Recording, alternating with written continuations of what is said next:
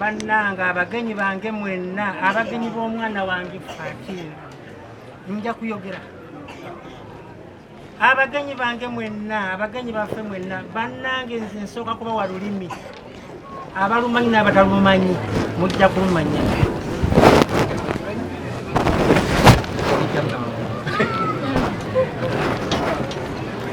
bannange nange mulinziika bwe muti abaana abandi nziise mukama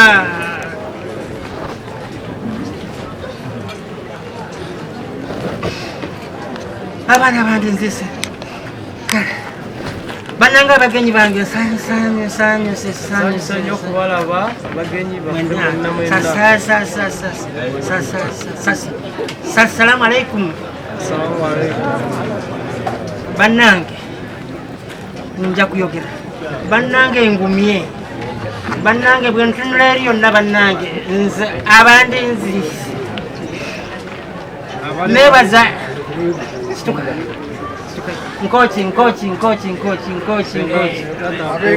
Kookie babasanyukidde nnyo Taata olulimi ananaagira omuli akayiseemu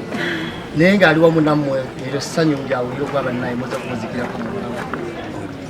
kakati ekigambo kyabadde akozesa nti saata Kookie bataata ab'Enkooki bonna abavudde emukono asanyuse nnyo okubalaba mwenna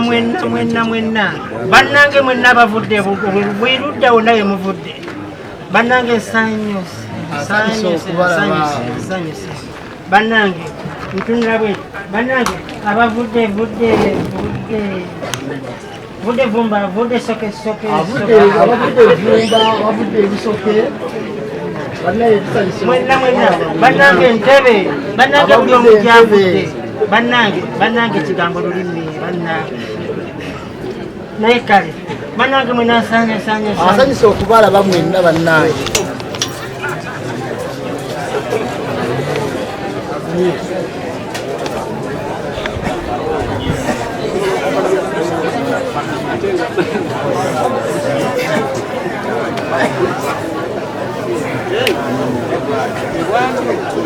bannaye eyabadde Saalongo ye kennyini yansabye njagala nnyibirire mbuuze gwaki bantu be era akikoze naye nga tetunaleeta wabubaka obuwandiike n'ebyanfaayo mubandiza ssente ze mwana watu n'atambula ekiro wasanga bano abalonde ki ekkubo yali mwana muwala n'amugamba nze okuyamba kankulonde ki kutwaleko wali osulaawo ekyo n'okola n'okola ki ne bamulonda ekkubo omusajikazi wattu musajja n'amutwala era nje bakoza ssente bono ne vaisoro ne bamutwala kakoola tuwalaganya ng'amujaayaayonye abatuuka ng'akati munange nze nebyange si byaki kati tulina okukola ebyobufumbo kakazi kattu kato ne bakanyanyambula ekatulugunyizibwa mu mbeera ekola ki efaana bwetu naye kaali kagezigezimu ne kategeera ko kamanyi ekkuba ekakoze eki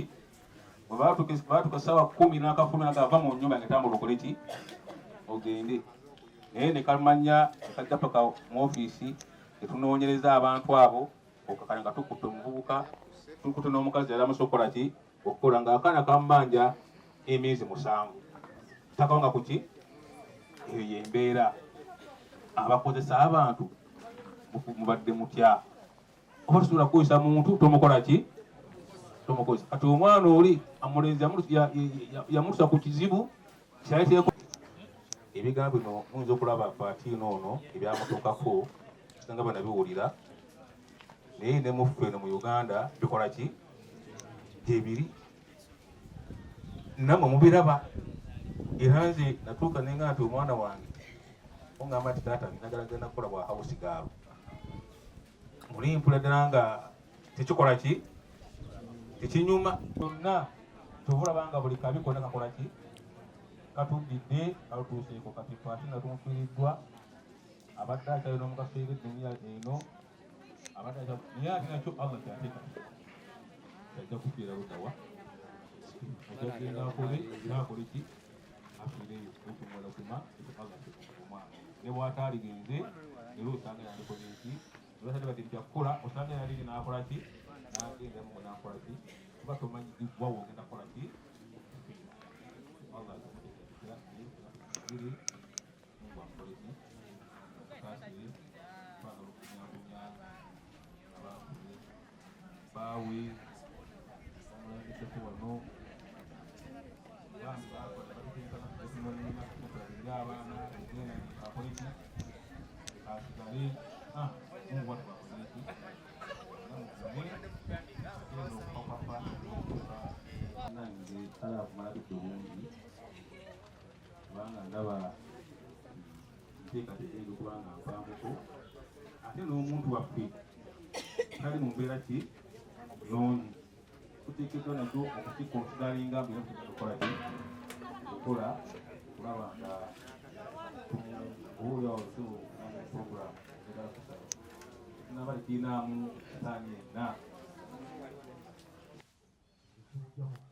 nga bwe mutulaba wano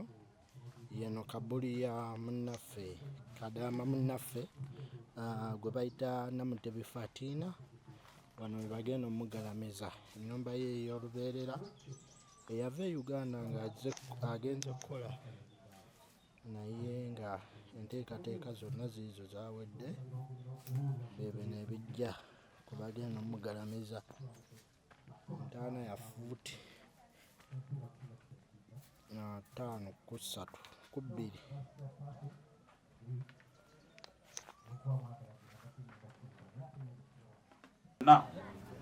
eno ensonga eyo ng'ewedde ku mikwano gya muganda nga Abudu ne Ssaalongo bwe mbeera nga mbatuukiridde mwogere nabo ebigambo ebibagumya batuuze mikwano gya Ssaalongo n'Abudu ekyo nkiddamu bwe mbeera nga mbatuukiridde bombi mubabuulire ebigambo ebibagumya temumabula bigambo ebikola ki bibaterebula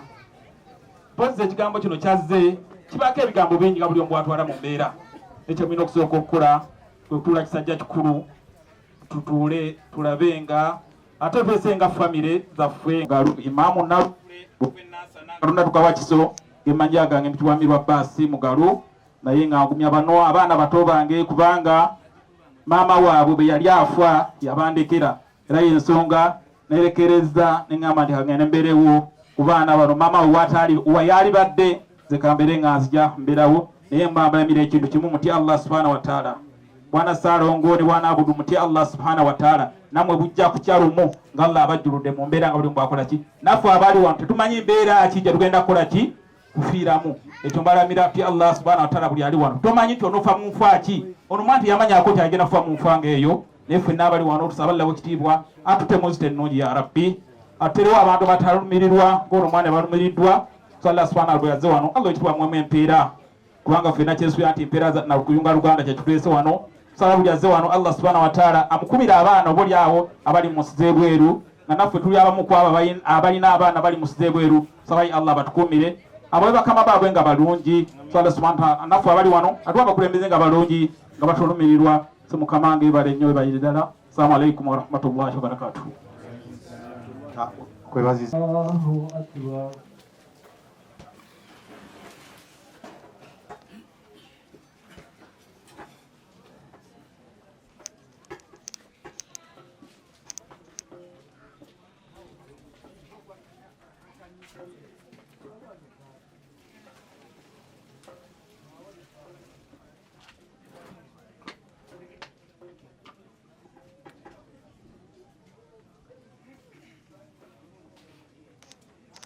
Allahu akbar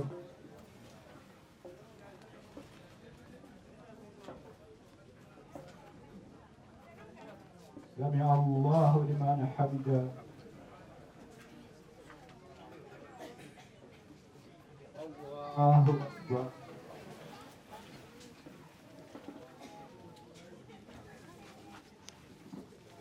الله أكبر الله أكبر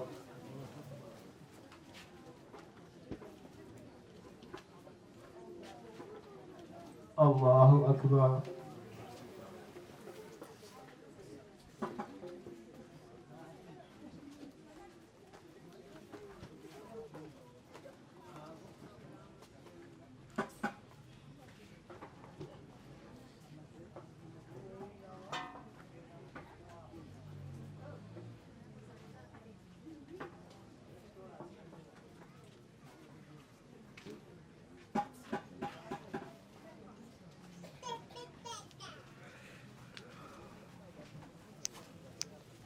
الله أكبر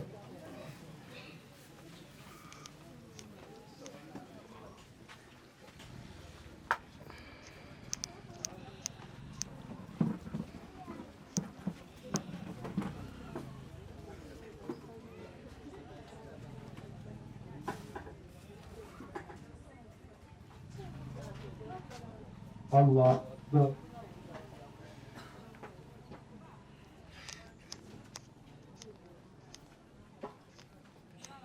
سمع الله لمن حمده الله أكبر